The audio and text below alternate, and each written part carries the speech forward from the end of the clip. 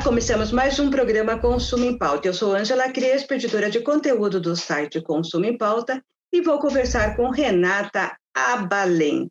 Ela é advogada com especialização nas áreas consumerista e tributária, diretora jurídica do IDC, que é o Instituto de Defesa do Consumidor e Contribuinte, conselheira da Ordem dos Advogados do Brasil, da seção de Goiás, e, além de tudo, presidente da Comissão de Defesa do Consumidor da OAB de Goiás. E nosso bate-papo será sobre os direitos do consumidor nas compras online.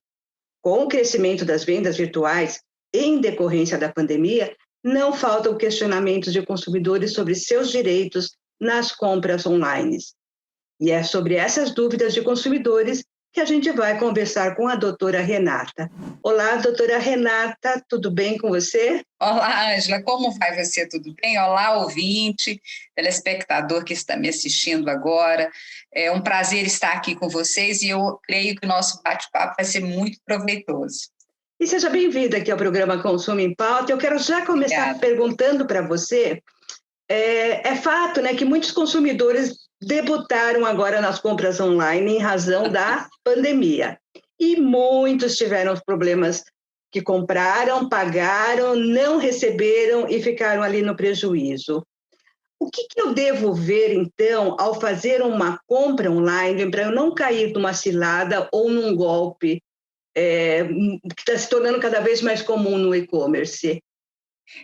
Ângela, e eu adorei essa palavra que você usou, debutar, porque eu sou debutante também, eu evito ao máximo, justamente porque a gente tem muito acesso aos golpes virtuais, então todos os dias você está vendo isso, e quando a gente pode evitar, a gente evita. Essa pandemia, ela mostrou que a nossa realidade hoje é outra, é impossível você viver longe do ambiente virtual.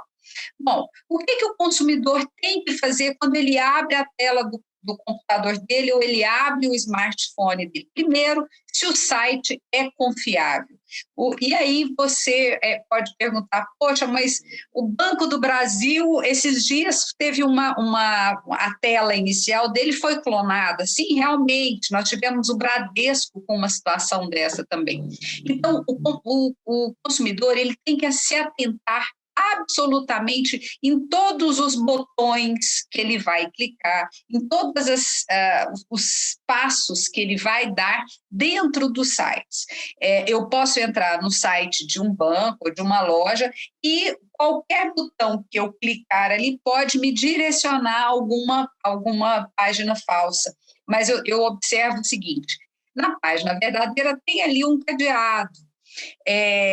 Na página verdadeira não existem erros de português, né? E geralmente quem faz esses golpes não sabe escrever, e às vezes tem golpes que assim, as pessoas caem por falta de atenção no que estão lendo. Então, a primeira coisa que o consumidor precisa ter é atenção.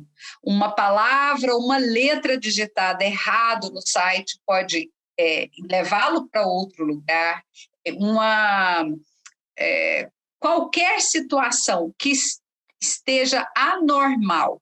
Nós que somos mais familiarizados com isso, às vezes temos dificuldade, inclusive, porque existem os golpes, eles estão... os golpistas estão sofisticados, né? Estão sofisticados ao extremo.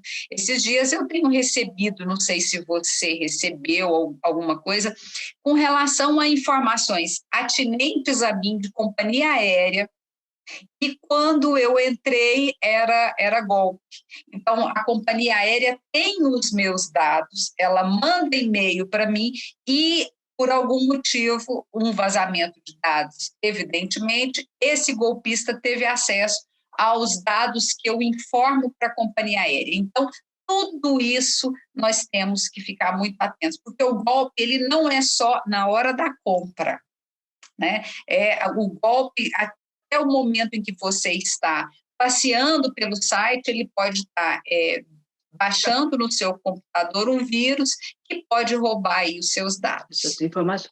Agora, a gente sabe, você até comentou aí em sites, seja de loja, seja de banco, tem algumas referências que te indicam que aquele site é verdadeiro ou não. Tipo cadeado que você falou, tipo HTTPS, que é diferente, né? Que são informações que te levam a isso. Agora, a gente vê um crescimento muito grande de vendas pelas redes sociais, aí pelo Facebook, pelo Instagram. Instagram, principalmente, é uma loja virtual o tempo todo. É verdade. Comprar por essas mídias sociais pode ser, então, muito mais perigoso do que sites de lojas, até porque não temos um cadeado ali. A gente não tem como identificar se aquela loja é verdadeira ou não, ou se é também um golpe, ou se é uma loja que só existe para te pegar. Você falou uma coisa muito interessante, porque não existe ali o pagamento, a compra você faz num privado, que é um direct, né? E você faz o quê? Você faz um Pix, você faz uma transferência ou ele te envia um boleto. Você não tem contato algum com essa loja, a não ser aquela estampa que está ali, aquele perfil no Instagram, né? Então, o Instagram, ele gerou com isso que você falou também é uma realidade, é uma loja, né? Hoje nós temos acesso a tudo e quando a gente quer comprar alguma coisa ou pesquisar alguma coisa para comprar, a gente entra no Instagram. É uma das coisas que eu faço e procuro nos tags lá. Mas se tornou realmente um modo bem temeroso.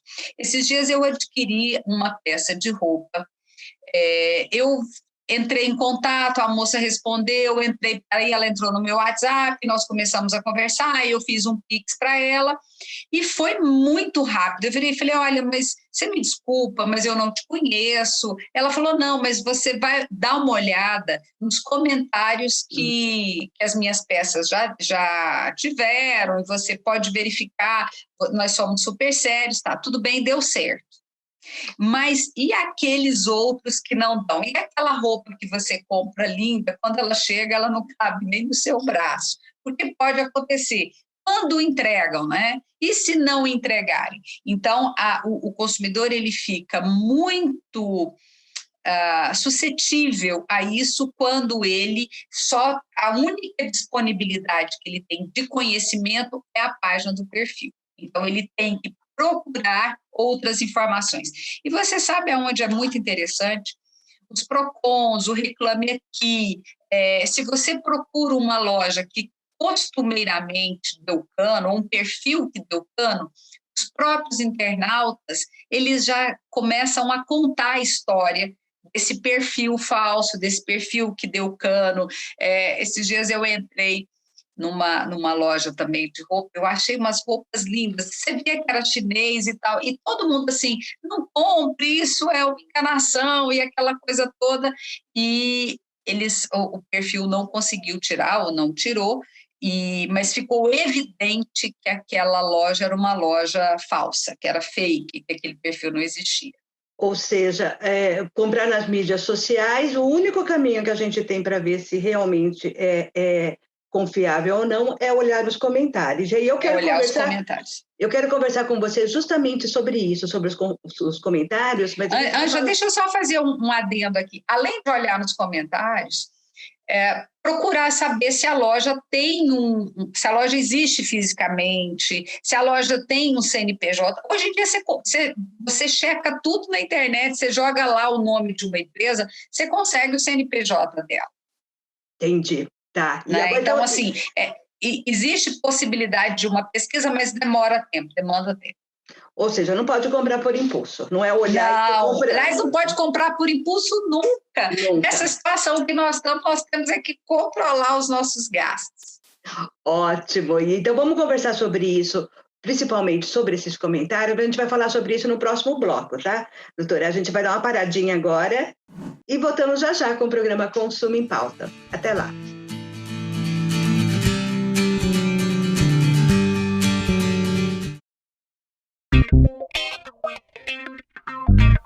Dor de cabeça na hora de buscar um serviço de comunicação para a sua empresa?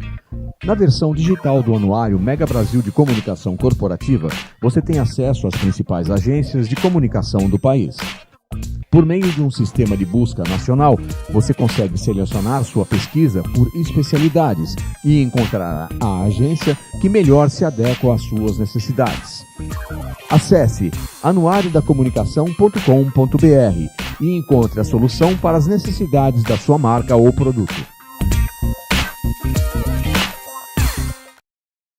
É hora de dizer vacina sim. Ela protege você e protege os outros. Vacina sim. Uma campanha para todos.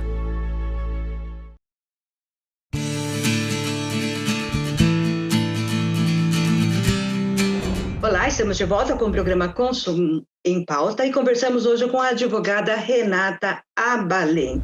E nosso assunto, é claro, é sobre compras virtuais. No bloco passado, ela já deu algumas dicas dos cuidados que a gente deve ter ao comprar em uma loja virtual e, inclusive, pelas mídias sociais, que cada vez mais vem crescendo. E uma das dicas que você deu, Renata, foi olhar as resenhas de quem já comprou e ver esses comentários. Agora, tem uma questão aí que me chama muita atenção, é que essas lojas, aquela que é vigarista, vamos colocar assim, aquela que já é vigarista, ela compra essas resenhas.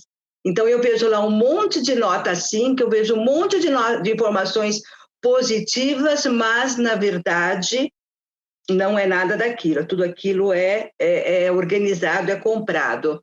E aí eu fico me perguntando, essas resenhas ajudam mesmo o consumidor ou pode confundi-lo ainda mais?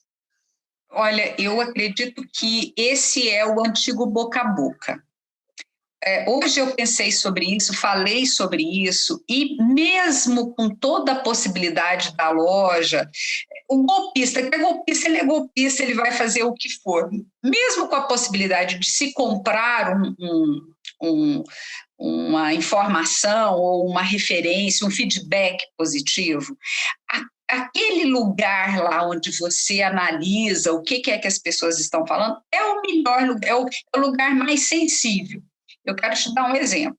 Eu fui procurar num estabelecimento ontem à noite, eu queria achar um queijo e aprender a fazer um queijo de uma forma especial e entrei num supermercado classe A aqui em São Paulo, na rede, no Instagram dele. E lá as pessoas, ele mostrou uma tábua muito bonita e uma consumidora foi e falou o seguinte: olha, vocês estão vendendo peixe podre, não sei o que, na página, na foto do queijo. Mas isso é muito interessante. Por quê? Primeiro, parabéns para a consumidora que falou aquilo.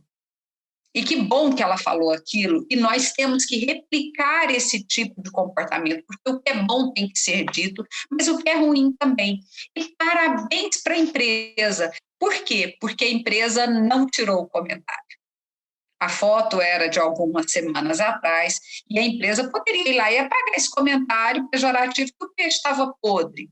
Mas a empresa manteve aquele comentário. Então, eu acho que nesse tipo de relacionamento você percebe que a empresa é uma empresa que preza pela transparência e pela confiança que o consumidor tem dela. Sim, ela pode ter vendido um peixe estragado. Isso não deveria acontecer, mas acontece? Sim, acontece. Só que ela deixou o canal aberto para que o consumidor dela pudesse se expressar. Então, mesmo que existam a possibilidade de se comprar e de criar uma avaliação fraudulenta de algum produto ou de algum serviço, ainda é o boca a boca antigo que faz você querer adquirir aquele produto ou não adquirir o produto, Ângela. Eu ainda confio nessa conversa aí.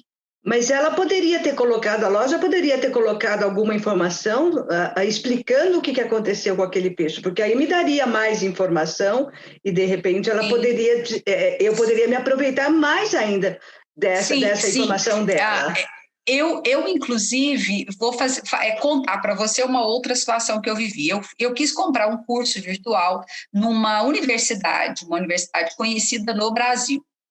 E eu entrei para analisar o que as pessoas estavam falando do curso. E uma pessoa reclamou em vários posts seguidos. Ele falou: olha, eu quero meu dinheiro de volta. Quando eu comprei, falaram que eu podia cancelar e não sei o quê, não sei o quê. E eu fiz um comentário: poxa, é ruim saber disso, eu estava pensando em comprar um curso, por causa disso vou repensar essa minha vontade. Passado muito tempo, uma outra consumidora mandou uma mensagem para mim no mesmo post: olha, eu comprei, deu certo o curso que você está querendo, quem sabe você gosta. Sabe assim, eu vi que era uma consumidora mesmo, porque não tinha a fala dela, era uma fala de consumidora, ela estava querendo dar uma sugestão, não era encomendado. Mas eu achei isso muito interessante, porque e é assim que o boca a boca funciona: você levanta ou derruba uma empresa, né? Então, o consumidor, ele tem esse poder, né? E a mulher consumidora mais ainda, porque a mulher é que tem tempo de ficar, e mesmo sem tempo a gente consegue ainda dar pitaco aí nas coisas do que está acontecendo, agora, nas coisas dos outros. Juridicamente, se eu li uma resenha, se eu li essas resenhas, e essas resenhas me diziam que aquela loja é séria, que aquele produto existe realmente, que eles realmente entregam, e aí eu tenho problema e acabo descobrindo que aquelas resenhas não são verdadeiras, eu posso tomar alguma providência jurídica com relação a isso? Olha só, isso é muito interessante, porque nós tivemos agora, desde o ano passado, a LGPD que começou a funcionar, né? Começou a ser aplicada. No texto da lei, não existe nada textual contra review ou comentário falso, mas existe sobre a fake news. Então, eu poderia linkar, tentar, se eu tivesse que entrar com alguma ação na justiça, eu usaria essa questão da fake news como um caso análogo. Mas já no nosso direito do consumidor, ele fala o seguinte: a informação que o fornecedor tem que passar para o consumidor é uma informação ostensiva e verdadeira. Então, aí eu também busco a legislação consumerista para agregar um pedido judicial de alguma possível ação judicial. Então, eu posso me valer desses dois argumentos. Sim, mas isso é muito novo. Então, se você me perguntar, olha, o que é que vai acontecer? Ninguém sabe, porque não aconteceu ainda. Porque não aconteceu. Nós temos o caso da Amazon, que aconteceu fora com aqueles milhares de reviews falsos. Aquilo ali, quando você vai fazer uma análise daquilo, o que é pior? Pior hoje, nesse momento que nós estamos no ambiente virtual, 80% da nossa vida é virtual, é o fornecedor ser afastado da Amazon. E é o consumidor que mentiu também ser afastado da Amazon, não poder mais ter as suas contas definitivamente canceladas. Então, um não vende, outro não compra. É uma situação bem... Até que comprar, você compra em outro lugar, mas quem vende pela Amazon, ter uma conta cancelada é um prejuízo imenso. Uhum. Mas o que acontece? Os outros países que trabalham com uma legislação já há mais tempo do que o nosso, uma legislação de proteção de dados, eles têm multas já bastante altas. Então, por exemplo, se esse fornecedor que fez isso é da China, na China existe uma multa para aquilo. Se aquele fornecedor ele é dos Estados Unidos, existe uma multa para aquilo, um tipo de punição em cada país. Então, acaba que a gente já virou um direito internacional que não se sabe se quem é que julgaria ou o que seria certo. Mas é bem interessante, são os novos tempos, né? É o que nós temos para hoje, as coisas estão acontecendo numa rapidez muito grande, e só vai se conhecer realmente o entendimento do judiciário quando isso for trazido à luz, porque ainda nós não temos nenhuma matéria concreta sobre isso. Mas nada me impede, né, de entrar juridicamente, de ter uma ação. Menina, nada te impede de você entrar com uma receita de bolo para o juiz questionando que a receita de bolo está errada. Você pode entrar com tudo. O que nós não sabemos é o desfecho disso, e se a sua peça vai ser aceita. Então, nós estamos aí nesse meio, né, sem ainda conhecer tudo o que pode acontecer. Agora, eu vi um comentário, um site americano, muito interessante sobre essa questão da Amazon. Ele fala o seguinte: e aquele consumidor que fez o comentário elogiando o produto, mas não achou ou não se sentiu comprado para fazer aquilo? Imaginou que aquilo se tratasse de uma promoção. Uhum. Como é que você vai analisar quem fez sabendo que estava vendendo a opinião ou quem fez imaginando que estivesse só experimentando um produto? Sim. Porque também a diferença é muito tênue, né? É muito, concordo com você. Ou seja, então, esses raciocínios, eles vão começar a ganhar corpo, Ângela, agora, porque são situações novas, né?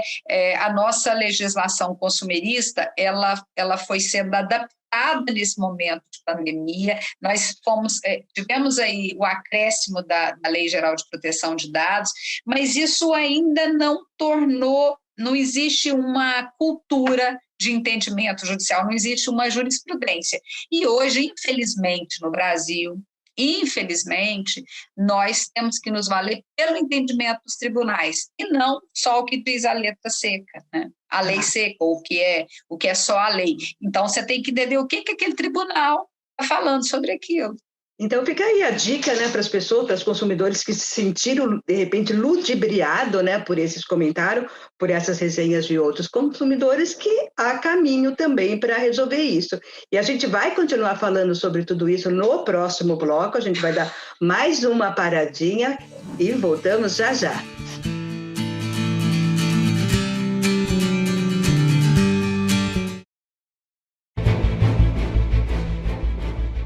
A Mega Brasil entra em conexão internacional para debater e analisar a comunicação, a pandemia e os efeitos do coronavírus na sociedade. Conexão Internacional é um programa que traduz diferentes realidades a partir da análise de jornalistas baseados na Europa e nas Américas. Rosana Dias, do Canadá, Maria Luísa Abbott, do Reino Unido, Sandro Rego e José Gabriel Andrade, de Portugal, e Santiago Farrell, da Argentina, formam um time nota 10 de comentaristas comandado por Marco Antônio Rossi. Conexão Internacional é veiculado todas as sextas-feiras, às 15 horas, aqui na sua Rádio TV Mega Brasil Online, um canal a serviço da comunicação. Coronavírus, o que você precisa saber e fazer. Antes de compartilhar mensagens de saúde, confirme se elas são verdadeiras no canal de WhatsApp Saúde Sem Fake News. Siga as orientações do Ministério da Saúde pelo site saude.gov.br/coronavírus.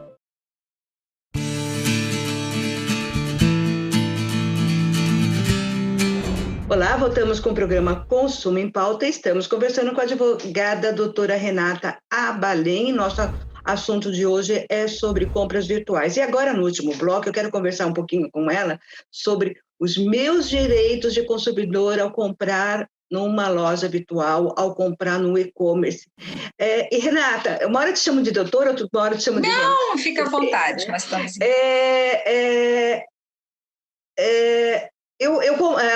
O Código de Defesa do Consumidor tem algumas regras com relação à compra à distância, não especificamente sobre compra online, até porque ele foi construído antes de existir o comércio online, mas que caem muito bem, essas regras caem muito bem para a compra online. E aí uma das situações comprei e não recebi o produto. Qual o caminho para resolver isso? Bom, o que a gente fala para todo mundo? A primeira coisa é entrar em contato com o fornecedor e depois ir ao PROCON e tentar, talvez você consiga, se for bem rápido, ou se você desconfiar de alguma coisa da loja, conseguir fazer um estorno no seu cartão porque não recebeu. Tá? Isso é a primeira coisa. E aí você num ponto importante, né? Fazer o estorno no cartão, ou seja, dê preferência para pagar com cartão de crédito, porque você tem essa preferência. De preferência para comprar com cartão de crédito. Então, você vai se organizar, né? E isso aí eu falo, os sites Reclame Aqui, as próprias mídias do fornecedor, tudo que você puder pôr a boca no trombone, você tem que colocar. Agora, Ângela, eu sei que você quer algumas coisas pontuais. Então, vamos lá. A questão da compra na internet online é a questão da devolução. Essa caneta chegou, não gostei dela. Não, ela é do jeito que eu queria, mas eu não gostei. Então, eu tenho o direito de trocar sem explicar o meu motivo. Tá? Eu não preciso explicar meu motivo. O que aconteceu na época da pandemia? Nós tivemos medidas provisórias que alteraram, eu tenho 7 dias para fazer isso, que alteraram esse prazo justamente porque nós estávamos numa situação terrível. Correio, eu não sei se você precisou utilizar os correios, que é o grande leva e traz ainda até hoje nós estávamos na beira de uma greve, né? Pelo menos em Goiás nós tivemos uma greve de correios bem na época da pandemia, quer dizer, já não estava funcionando e com a greve ficou pior. Então, houveram edições de medida provisória alterando isso aí, mas tem um ponto nisso que eu gosto bastante de provocar, e eu acho que os órgãos de defesa do consumidor, principalmente o PROCON, deveria estar atento a isso. Compras na internet, não é? Eu compro passagem aérea pela internet. Eu tenho direito de cancelar ou só eles que cancelam o voo? Porque, olha, o que a gente está vendo de problemas só está equiparado a plano de saúde hoje. E vou te falar, tá? Nós temos plano de saúde, problemas aéreos e depois vem e-commerce. Porque eu não estou comprando a passagem pela internet, então eu não tenho 7 dias para falar, não quero. Né? E aí, por que não temos isso? Qual a justificativa que se dá? Porque não temos, porque é um outro tipo de negócio, é um tipo de negócio que não temos, mas eu acho que com os problemas aéreos que nós estamos verificando, eu acho que está na hora dos órgãos de defesa do consumidor estarem atentos a isso. Eu vou te falar por quê. Porque hoje as empresas aéreas estão vendendo passagens e 2 dias depois elas recebem o seu cartão e 2 dias depois elas cancelam o voo para você pegar e escolher voo, não sei que dia, para você depois receber esse dinheiro em até 1 ano. Você vê como é que é? Então, quando o governo vai e edita essas medidas provisórias também, isso é fruto de edição de medida provisória, ele está sancionando a possibilidade de uma empresa aérea fazer um jogo com o consumidor. E olha, todos os dias nós temos visto isso. É impressionante. Como o nosso sistema aéreo também não esperavam isso, e vou além, eu acredito que se não houver um subsídio do governo, um subsídio importante, nós vamos ficar sem algumas companhias aéreas.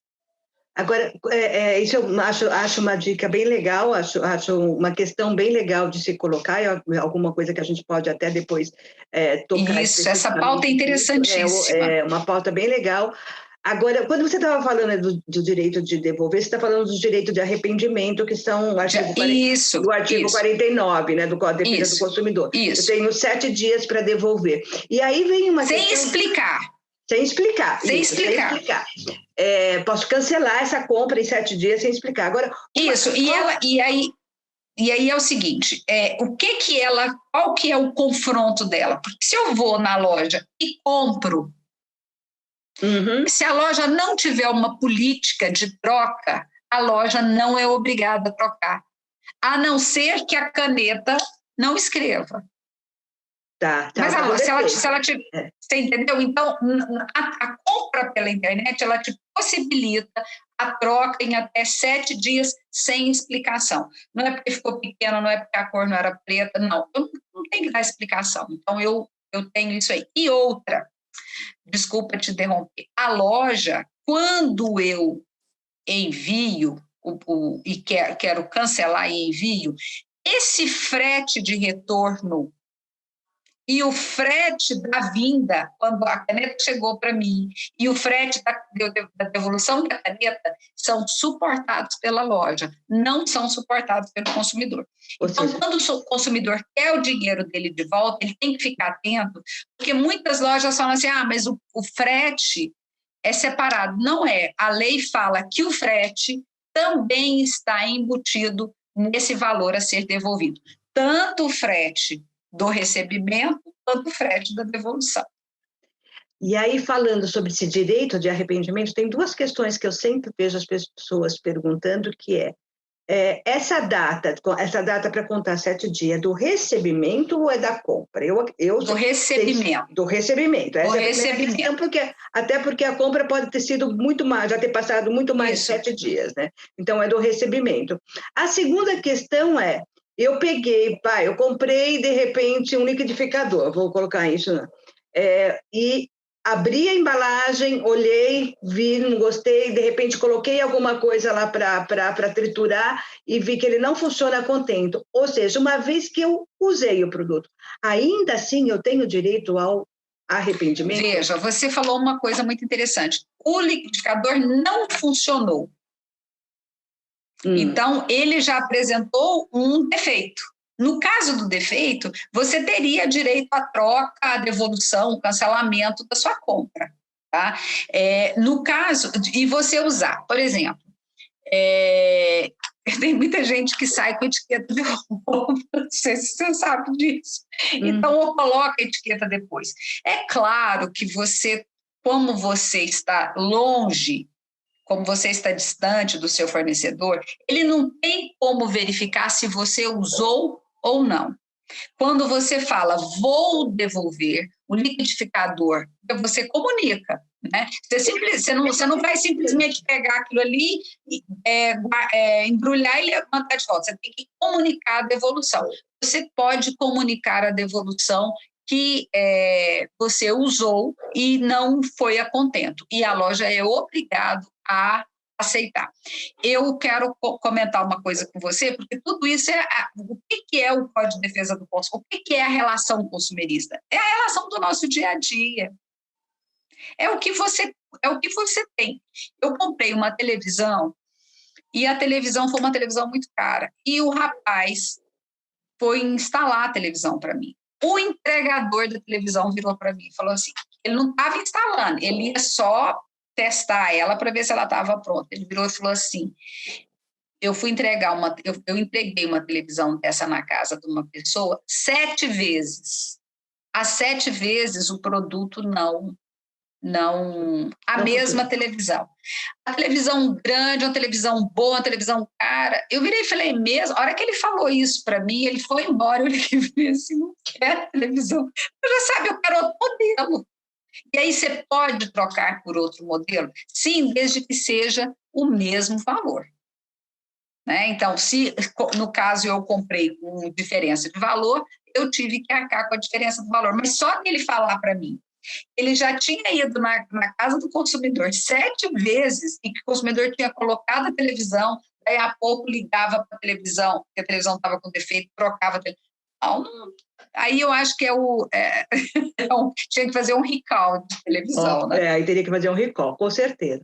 Renata, muito bom o papo, mas nosso tempo, infelizmente, acabou. Nossa, mas foi muito rápido mesmo. Eu queria que você, assim, desse umas últimas dicas para o consumidor não ter problemas numa compra online. Você falou aí de olhar o site, de olhar o cadeado, de cuidado com o pagamento, de olhar resenhas de consumidores e, inclusive, um pouco de legislação com direito de arrependimento e tudo mais. Para a gente fechar, qual a principal dica que você dá? O consumidor é assim, você Primeiro eu falo para você não gastar, consumidor, guarde seu dinheiro, porque nós estamos vivendo um momento que a gente não sabe como é que nós vamos, o que esse momento tem ainda de novo para nós. Depois, se for urgente mesmo a sua compra, e se você não tiver problemas com a questão de pagamento ou questão de dinheiro, olhe bastante para a loja, busque as referências dessa loja, busque as referências não só nas redes sociais, mas no site, entre no Google, veja o que as pessoas falam. Por último, se você tiver ainda dúvida, vá no Procon, vá no Reclame Aqui, você tem acesso a todas essas informações, se reclamou, se não reclamou, se a empresa, o fornecedor deu a resposta para o consumidor. E fique atento, porque uma das coisas mais caras que nós temos hoje, Ângela, é o dinheiro. O dinheiro se tornou caro demais. O dinheiro hoje ele é mais caro do que qualquer bem, porque nós não sabemos do dia da manhã. E vou te falar uma outra coisa vou te dar uma dica que você pode falar sobre isso aqui em outra oportunidade. Precificação. No Brasil, nós temos um problema com preço. Isso aqui num lugar é um valor, em outro é outro. Nós temos que nos educar para entender o que é precificação, e o brasileiro não sabe sobre isso.